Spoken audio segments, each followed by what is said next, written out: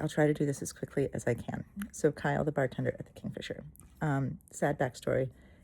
He grew up in New England, and he was like inappropriately seduced by an older coworker when he was 18. This other guy was in his 40s, and like this guy's wife became like suspicious, like why the hell is this guy like working late, like kind of like set up like a nanny cam thing in the office. Kyle was caught, being like, seducing this older man, small town drama. Kyle's parents can't like handle like the shame or whatever of like their teenager being groomed. I don't know. So they're like, hey buddy, let's like set you up good. So how they decide to parent their 18-year-old is they get him a new build 2-bedroom apartment on West 19th Street in New York City. I don't know, costing anywhere between like 3 and 5K, whatever, if it's rent or mortgage or whatever. So this kid is like, anyway, already in this kind of like emotional neglect, sugar baby kind of like trust fundy relationship that like doesn't sit well with him. Like there's like this conversation like in the gym with one of his friends, like he really, he doesn't want to be like he doesn't want to be a princess. He like wants to take care of himself kind of deal. And that's kind of like left at that. He also has a huge crush on his coworker Kip, because Kip ends up leaving the smoothie bar and working at the Kingfisher. So we've got Scott's boyfriend Kip working at the Kingfisher, Kip's coworker Kyle that always worked at the Kingfisher, and so yeah, Common Goal kind of starts out with an engagement party at the Kingfisher for Scott and Kip, and like all like Scott's like coworker hockey people are there. Like, it's a party. It's a party at a bar. And so Eric, the goalie, yes puppy, yes your puppy. Eric, the goalie, for the Admirals is like he's recently divorced. I wish somewhere in the book it like mentioned that like him and his wife never wanted to have kids, because like now I'm like all of my friends who are 40 and going through fertility treatments, I'm just like, don't do that to a woman, dude. But anyway, he doesn't think about it, so he never brings it up. So anyway, that's like strike one against Eric in my book. But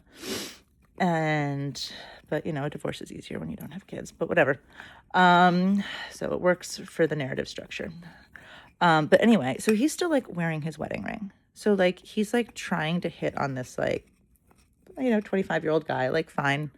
And like Kyle's into older guys, but like he's kind of has this like bad history of like being with married dudes, like being with guys who like, kind of like see him as a plaything, aren't taking him seriously, blah, blah, blah, blah, blah. So like Kyle's got issues. Kyle went to Columbia, so smarty pants.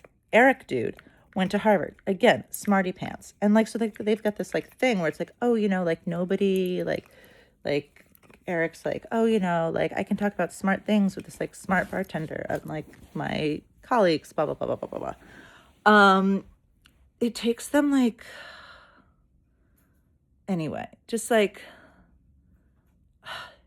they so problem. Anyway, finally like Ilya shows up at the Kingfisher and he's like at a table with Scott and Kip, and Eric's there. It's like after a game or something. And like Ilya like calls Eric out, like, why are you like if you're gonna hit on this kid, like take off your wedding ring. Like take off your wedding ring if you're gonna hit on somebody. Like the fact that like Ilya had to like show up and like tell like a 40-year-old dude with a Harvard degree who like ends up at All-Stars games that like you need to like take off your wedding ring to hit on people. Like, oh my God. Thank goodness for Ilya. Plot moves forward, plot moves forward. But like little things like Kyle's a bartender and ends up like staying in Eric's guest room because it's like late to go home after like Eric's birthday party, and it's just like this guy is a bartender in New York City. He like takes cabs between like the bar closes at 3, he's leaving at 4. Like this is like it was just like little like these things where just like what are these people? What are these people? And then like later like Eric like wants to retire, but like he like doesn't know what he wants to do, and it seems like in his entire like 18-year career he like hasn't met a single hockey player who is retired. Like it's like he has no like role models, no vision, no anything as like his only view for the future is like there's this cute boy Kyle. And then like Scott and Kyle's like manager doesn't want to like update the drinks menu. So like this like Columbia boy's like dream in life is now like getting like good cocktails on a bar menu. And like Eric's like, I'm down for that. Like, yeah, let me buy you a bar so you can make a good cocktail list. It's just like, ooh, like, I mean, I'm happy, like, whatever. They make each other happy, but they drive me crazy. And that's how I feel about these two.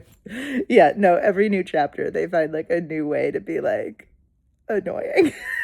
So that's my opinion.